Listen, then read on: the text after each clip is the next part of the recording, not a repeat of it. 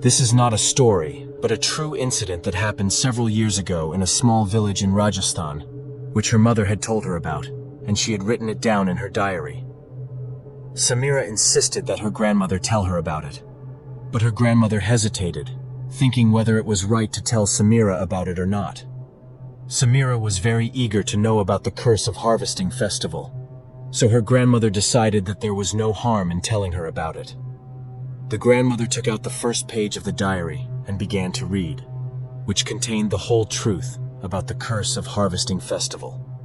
This story is from the year 1974, when her mother Rama had come to the small village of Bundi after getting married. At that time, there were only about 25 to 30 houses in that village.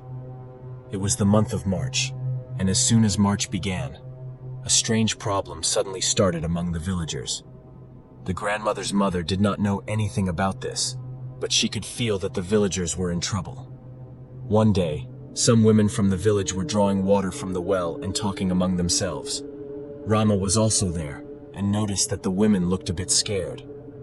So Rama asked them what was happening in the village these days. Why does everyone look so frightened and troubled? Hearing this, one woman asked, "Didn't anyone tell you?" Rama got a bit confused and asked what they were talking about. The woman said that next week the Gangwar worship would take place, and on that day they had to perform a special kind of worship. If that worship was not done, it could be very bad. Now, Rama did not know anything about Gangwar or that special worship. In fact, Gangwar is a special festival celebrated particularly in Rajasthan, and this festival is celebrated during the harvesting season, meaning it is celebrated in the month when the crops are harvested. On this day, married women especially worship Lord Shiva and Gauri for the good health and long life of their husbands. The people of Rajasthan celebrate this festival with great pomp, but in Bundi village, a custom had developed to perform another special worship before celebrating this festival, and if it was not done, something unimaginable would happen. The woman had informed Rama about Gangwar, but when she asked about that special worship, all the women suddenly fell silent for some reason. Rama found it strange, so she kept asking about the worship, but then she noticed that all the women were staring at someone behind her looking frightened. Now, Rama turned around to see what the women were so scared of. When she turned back, she saw an old woman standing in front of her, and her face turned pale. In front of her was a 65-year-old old woman whose half face was burned, and one eye had turned completely white. It looked like she had been in an accident. It was the first time Rama had seen her, and she felt scared. The woman's name was Kanti. She told Rama that she was new to the village, so she did not know about this worship, and asked her to come to her house in the evening. She would explain everything. Saying this, Kanti quietly left. Rama then asked the other women about her, but strangely, they did not want to talk about Kanti at all. Then it happened that around 6 p.m. when Rama was going to Kanti's house, her husband Santosh stopped her. Rama told Santosh that she was going to Kanti's house to learn about the worship. But Santosh forbade her from going to their house and said that the old woman had gone mad after her daughter's death, and that was why everyone kept their distance from her. This seemed strange to Rama because Kanti had spoken to her very nicely. She did look scary, but it did not seem like she was mad. However, Santosh did not explain further and said that she did not need to get involved in these matters. Saying this, Santosh went to his room, but Rama was left confused. In the end, she thought it was better to listen to Santosh, so she did not go to Kanti's house. Now, the next day, around 4 a.m., someone knocked on Rama's door. Rama woke up from her sleep and went to open the door. And what did she see? Kanti was standing in front of her. Seeing her, Rama got scared for a moment, but Kanti asked with a small smile, "Why didn't you come home?"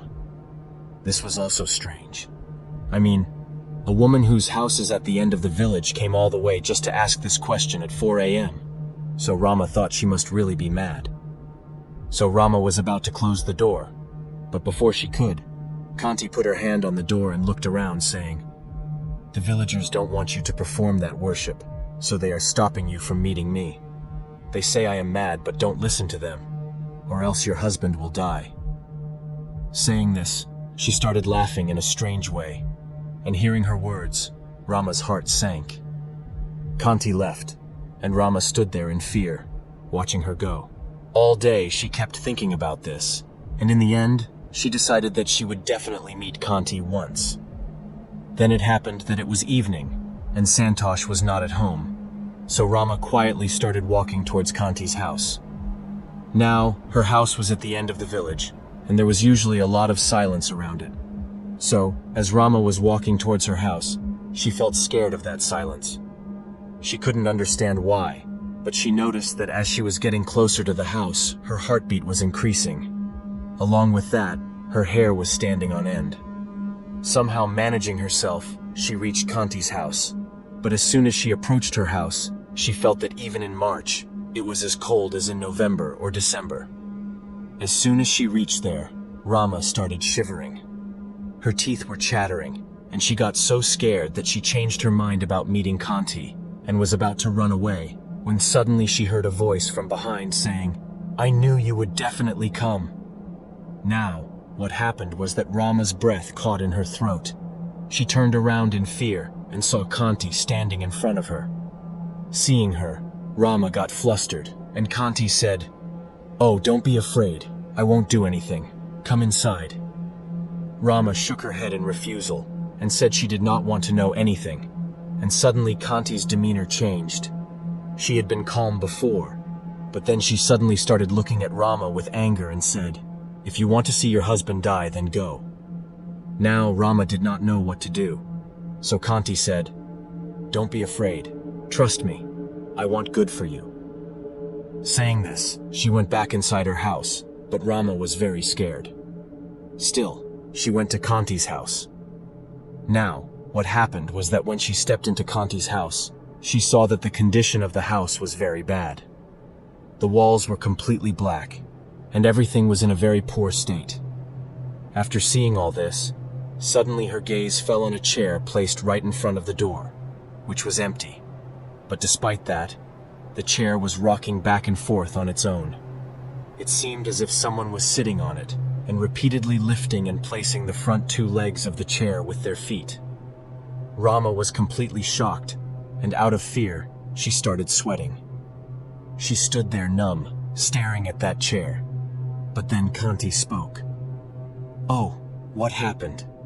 My daughter is sitting right there. Come inside. Don't be afraid." Rama's senses left her. There was no one in the house except Rama and Kanti. But Rama felt as if someone was there in that room and was truly watching her. On top of that, Kanti's strange words had already instilled fear in Rama's heart, and she had lost the strength to think and understand. She was wondering how this could be. Is all this really happening? Or is it some trick of Kanti? Now, what Rama did was ask Kanti, "What is happening? Your daughter is dead. Then why are you saying such things?" But instead of answering, Kanti got angry at this and threw a plate at Rama, which hit her directly on the head, causing a small injury that started bleeding. Rama's senses left her. Seeing the blood, she started trembling and crying. Kanti, in anger, said, "Beware if you say my daughter is dead. Can't you see my daughter is alive?" Rama got so scared by her words that she ran away from there, crying. She was running towards her house, calling out to Santosh, and the villagers who were sitting outside their homes were astonished and worried seeing Rama's condition. They started talking among themselves about what had happened to her. Why was she running away in such fear? Now the villagers also followed her to find out. Then it happened that Rama reached Santosh and told him everything that had happened to her. The villagers started talking again about how dangerous Kanti had become. After telling everything, Rama said that Kanti staying in the village was no longer right for the other people, so she should be expelled. But the villagers said that she could not be expelled from the village. The story actually began 5 years before Rama's wedding, when Maya died during the harvesting season. Maya, newly married just 3 months prior to her death, had come to her mother Kanti's house for the Gangar festival. a tradition marking the beginning of the harvesting season. She had eloped with an urban man, and initially her mother was upset, but Kanthi eventually accepted the marriage for her daughter's happiness. However, some villagers resented the marriage, believing it brought shame to the village. They sought an opportunity to teach Maya and her husband Keshav a lesson. On the day of Gangaur, as the village women gathered for the festival, singing and dancing joyfully, the villagers found their chance. It was midday when the women were celebrating. As the evening approached, Maya and Keshav, unaware of the villagers' intentions, returned to Kanthi's house. They planned to stay overnight, as the city was far away, and leave the next day. But, while Maya and Keshav were inside, the villagers set fire to their house. Kanthi's face was badly burned, but she escaped the flames. However, the fire spread rapidly, and Keshav and Maya perished in the inferno. Kanthi was driven mad by the tragedy, often speaking to herself, as if talking to Maya. Many believed her to be insane, but later it became clear that she was communicating with Maya's spirit, who had become a vengeful spirit. A year after the tragedy, on the same day of Gangaur, 3 more men, husbands of other women, died under mysterious circumstances. Each man had been brutally murdered, their eyes gouged out, and parts of their bodies missing. These men were among those who had set fire to Maya's house. The villagers realized that a vengeful spirit was at work and sought the help of a tantric. The tantric, after hearing the villagers' story, performed rituals throughout the night. But the next day, the villagers found the tantric severely injured and lying on the village square. He had deep wounds all over his body. The villagers were devastated. The tantric explained that a vengeful spirit, a witch, had taken up residence in the village, seeking revenge for the death of her husband. She would continue to kill men, especially on Gangaur, and the village would lose a bride each year. To appease the witch, the villagers would have to sacrifice an animal to her on Gangaur. This was Maya's curse. The villagers were terrified. The tantric died soon after, and no other tantric or priest would come to the village. Maya's spirit continued to exact revenge, killing those who had set fire to her home. To appease her, the village women have had to perform a special ritual on Gangaur every year, sacrificing an animal to the vengeful spirit. Hearing the story of Kanthi and Maya, Rama was now able to understand everything, but now the question came to his mind, that does Maya not harm Kanthi? So those women told her that initially when Kanthi saw her daughter, she was afraid of her, but gradually her fear disappeared, and she was happy that she could see her daughter. But when Kanthi saw her daughter taking the lives of people, she could not tolerate it. He tried to convince Maya that the rest of the villagers were not at fault in this, but Maya did not agree. To this day, her passion to take revenge on the villagers is on her head. That was the reason why Kanthi wanted to tell Rama about that worship, so that nothing would happen to Santosh. Then they told Rama the whole method of worship, and soon the day of Gangaur also came. It used to be that the women of the village used to gather together on the night before the day of Gangaur, that is, at 12 o'clock at night, when the day of Gangaur began, and they were accompanied by a Brahmin who used to offer worship. That night also the women of the village gathered, and there was a pandit with them. Well, one more thing that was very important about this puja, and that is that no man can see this puja. If anyone sees it, he is bound to die. So all the men were in their houses that night, and everyone was trembling for fear of death. So the women who were with them were standing with an animal such as a sheep or a goat that they had to sacrifice. Now that time was very emotional for them because they loved animals, so it was not easy for anyone to sacrifice animals.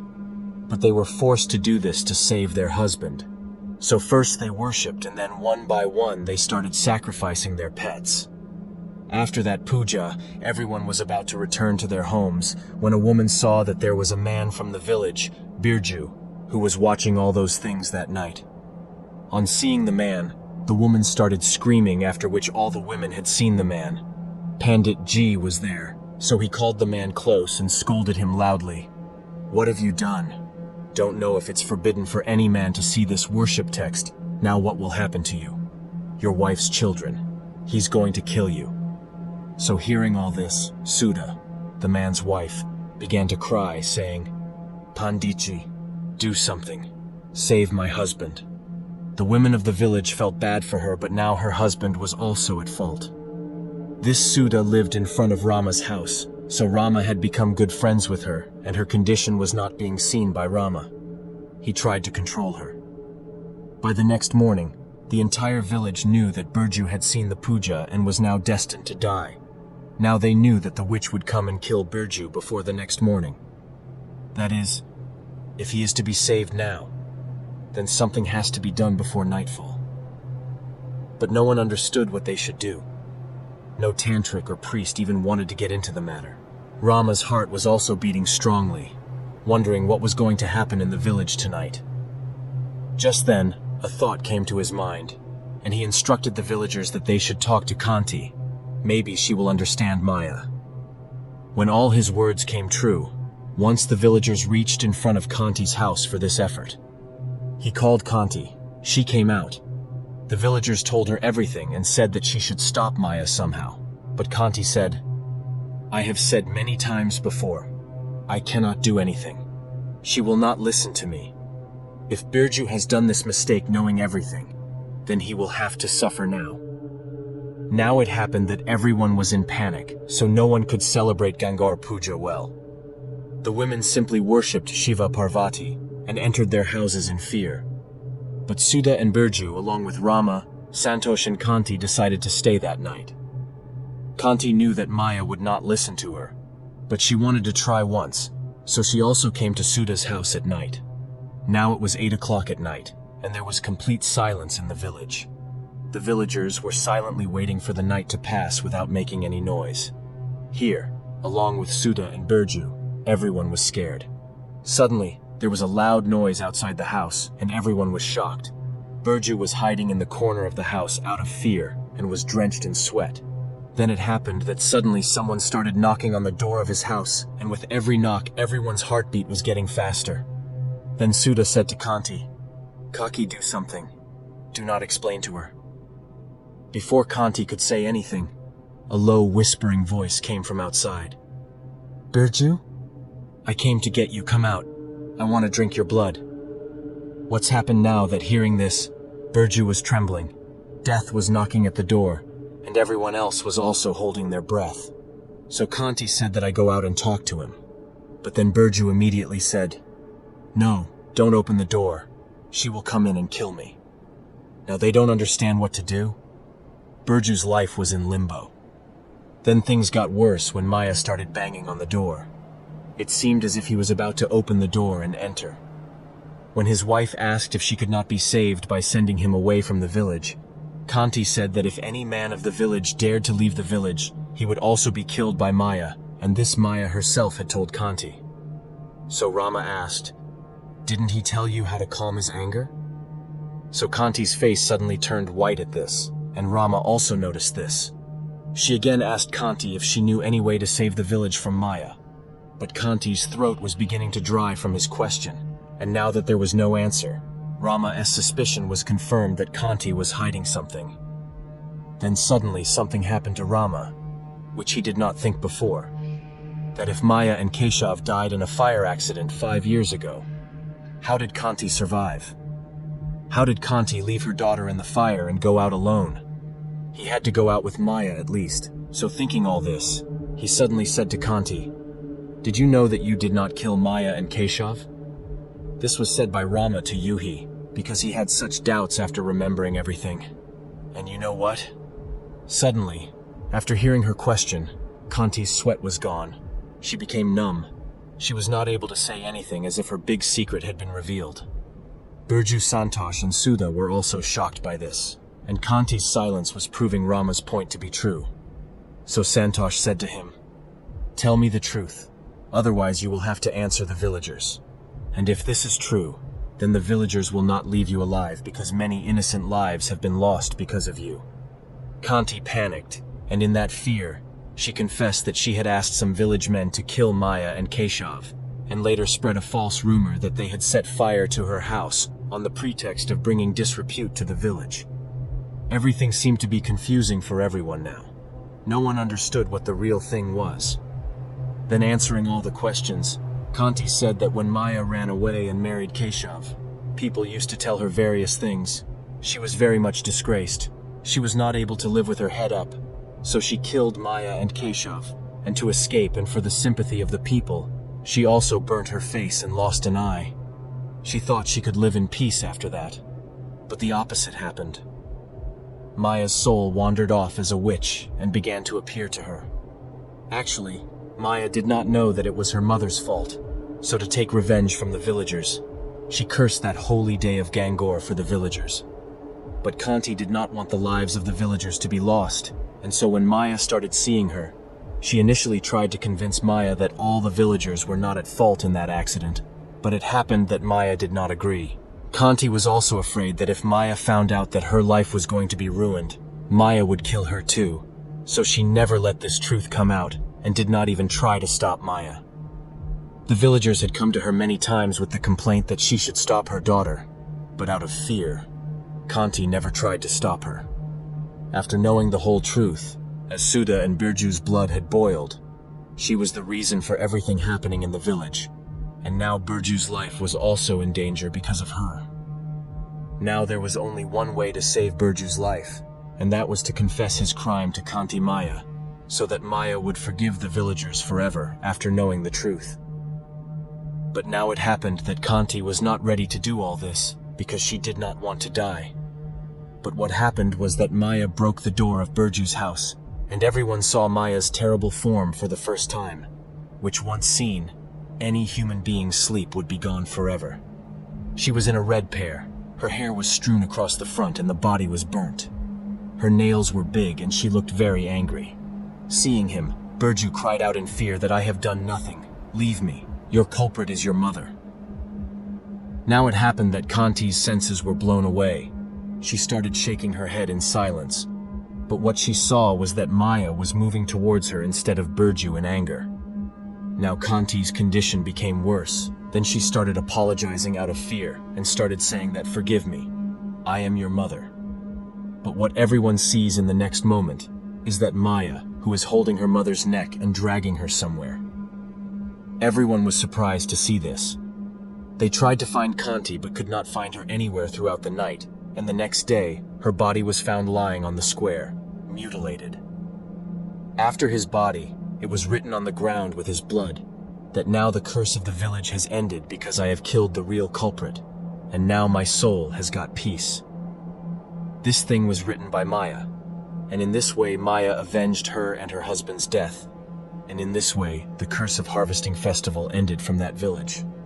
I hope guys you like this story, so make sure you subscribe my channel. So take care.